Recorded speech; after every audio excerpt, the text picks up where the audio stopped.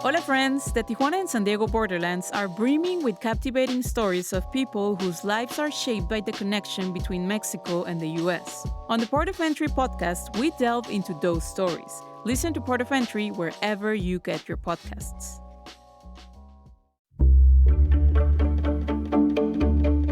Good morning, I'm Andrew Dyer, in for Lawrence K. Jackson. It's Thursday, June 11th. San Diego City Council saves arts and culture funding, but keeps its flock cameras. More on that next. But first, the headlines. U.S. Central Command says it disabled another oil tanker in violation of its blockade of Iran. The strike late Tuesday was the second such strike in as many days. The Pentagon says the ship was attempting to transfer oil from Iran. It was struck in its engine room. This after an empty ship was struck Monday attempting to reach an Iranian port. The strikes come amid renewed hostilities between the U.S. and Iran after the two countries failed to reach a long-promised peace deal.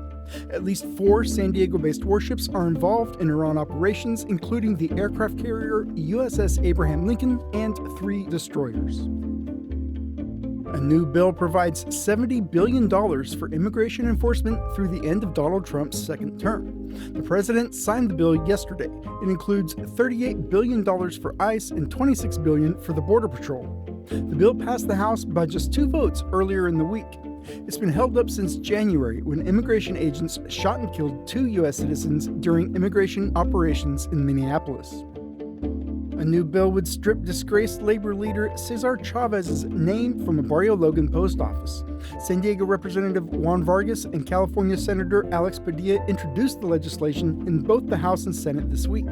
It would rename the post office for Armando Rodriguez, a San Diego Mexican-American educator and civil rights advocate. He also served in the administration of presidents from both parties in various roles. Rodriguez died in 2019. From KPBS, you're listening to San Diego News Now. Stay with me for more of the local news you need.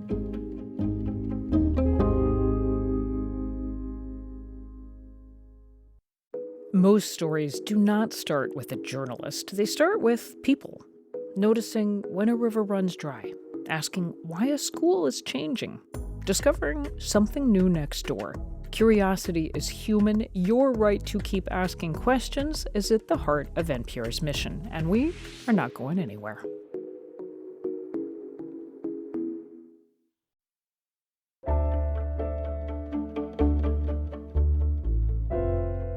The San Diego City Council approved the city's new budget with a vote late Tuesday night.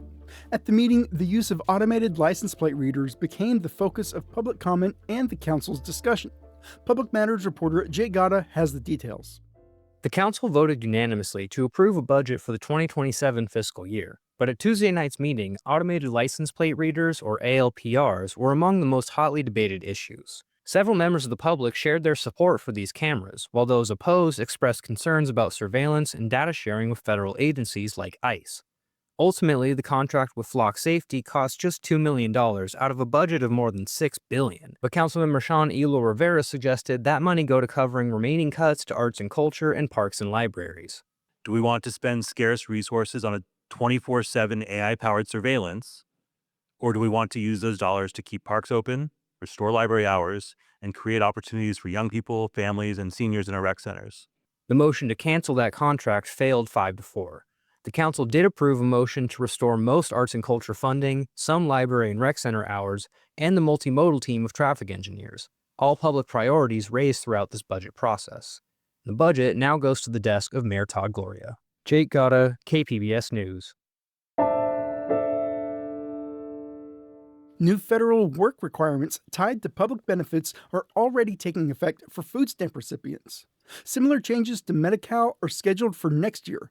Health reporter Heidi DeMarco says as people try to navigate both systems, advocates report confusion is growing. San Diego County says between CalFresh and Medi-CAL, about 400,000 people could be affected by the new federal work requirements. CalFresh work requirements went into effect June 1st, but many people still qualify for exemptions. Josue Castro oversees the CalFresh program at the San Diego Food Bank. So our team has been very focused on connecting with the community, letting them know what the requirements are, are and then how we can help find exemptions. Work requirements for Medi-CAL are not scheduled to take effect until January 1st, 2027. Linda Wei is a policy director for the Western Center on Law and Poverty. It's understandable that there's confusion because this is a brand new requirement. She says the exemptions aren't exactly the same for CalFresh and Medi-CAL, so qualifying for one program doesn't necessarily mean the same rules apply to the other. San Diego County says residents with questions about eligibility can call 211 for assistance.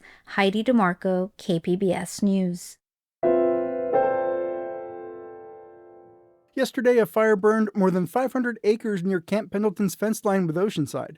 It's one of several that have started around the county in recent weeks. Fire Captain Oscar Sotelo of CAL FIRE says dry conditions mean fires are starting earlier than normal this year. We had very little rain this year down here in Southern California, and we had a little warming spell in March that really brought up the temperatures and contributed to the field moistures drying up and curing the fields. Sotelo says CAL FIRE has a few new firefighting tools they've already been using, a new Firehawk helicopter and an air tanker stationed at the Ramona Airport.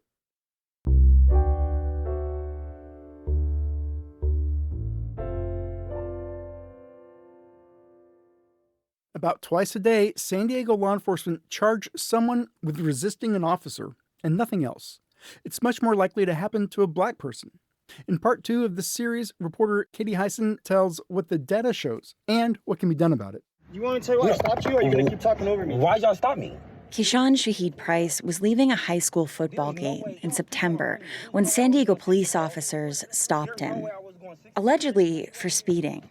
Price says that's impossible since they were behind 2 buses. But hold on, but y'all stopping me? I got my ID and my license, and I got insurance. But y'all stopping me and putting lights in my kids' faces and all that?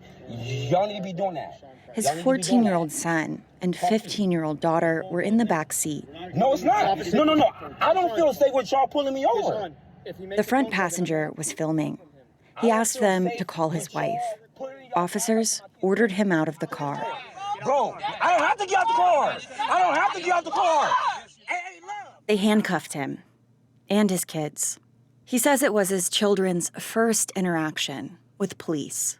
I felt like I was being robbed and like my kids was being kidnapped, honestly. Like it made me feel like it was the worst feeling ever. Like just like not being able to do nothing, like knowing like everything that they was doing. They took Price to jail for resisting an officer. His next court date is this month. Price works for a nonprofit that assists people impacted by the local justice system. He says he and his colleagues had already noticed a pattern of standalone resisting charges. So we was already like, kind of like strategizing around it, like just talking about it. But when it happened to me, it was like, wow. Like they requested data from the city attorney. All cases where the only charge was resisting from January 2024 through October 2025. That data show Black people are about 9 times likelier than white people to be charged by San Diego law enforcement with resisting and nothing else. SDPD spokesperson Cesar Jimenez said by email that this statistic doesn't tell the whole story. He says every citation for resisting is based on probable cause. The data includes more than 1,300 cases where the only charge is resisting. That's about 2 a day. San Diego city attorney declined to prosecute about 1,000 of them.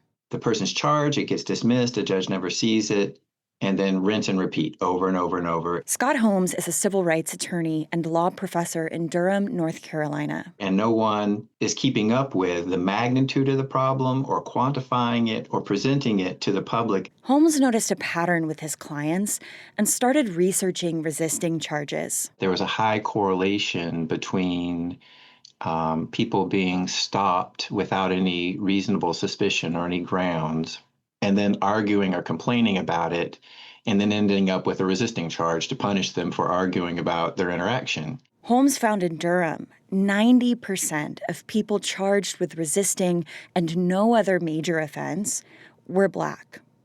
And most of those charges were never prosecuted. To him, That's a red flag. It really is a signal more that the police have engaged in misconduct than the person's guilty of the crime. He says many of these cases are unconstitutional. If the only person only is charged with resisting arrest, the question is, well, arrest for what? Generally, an officer has to have reasonable suspicion to detain somebody.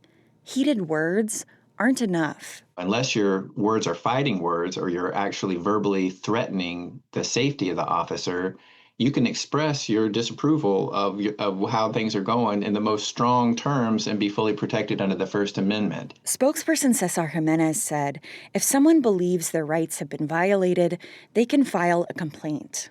KPBS recently found the city board tasked with police oversight doesn't get to review the vast majority of these complaints. Holmes again. The purpose of the charge in that moment is to control that person and send a signal to everybody else that this is not the way you deal with the police. You have to obey us. The impact of it is to dissuade other members of the vulnerable community from asserting themselves. Holmes says using criminal laws to control Black people has been a tactic since slavery ended. He offered a solution. When officers charge resisting without legal grounds, they should be held liable. It's a crime. And if prosecutors started prosecuting it as crimes, then police would stop it. This is the way criminals are supposed to be deterred, by criminal prosecution. Katie Hyson, KPBS News. Hazardous beach conditions are expected along the San Diego coast until this afternoon. That means big waves, dangerous swimming conditions, and a high rip current risk. Christian Maine has been surfing for 15 years. Wednesday's conditions broke his board in half. Before going out into big surf, Maine says it's important to ask yourself, can I even get out? Like, is there a rip that I know I can get through? And yeah, just be honest with yourself and be like, is this past my limit or not? But the National Weather Service is recommending staying out of the water until conditions are back to normal. The San Diego County Fair opened yesterday. For many San Diegans, it marks the official start of summer. North County reporter Alexander Wynn was there for all the opening day excitement.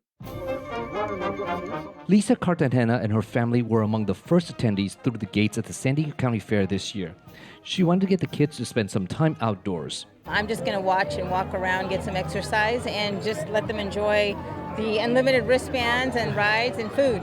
And all the kids could think of were the rides. We are going on some intense rides today. I'm looking forward to going on the rides the most. Cartagena says part of the reason they were going on opening day was the $5 admission special. Fair organizers say they were trying to keep the fun affordable with deals and discounts. For more information on that, visit sdfair.com. Alexander Wynn, KPBS News. That's it for the podcast today. This podcast is edited by Brooke Ruth. Today's show was hosted and produced by me, Andrew Dyer. As always, you can find more San Diego news online at kpbs.org. Thanks for listening, and have a great Thursday.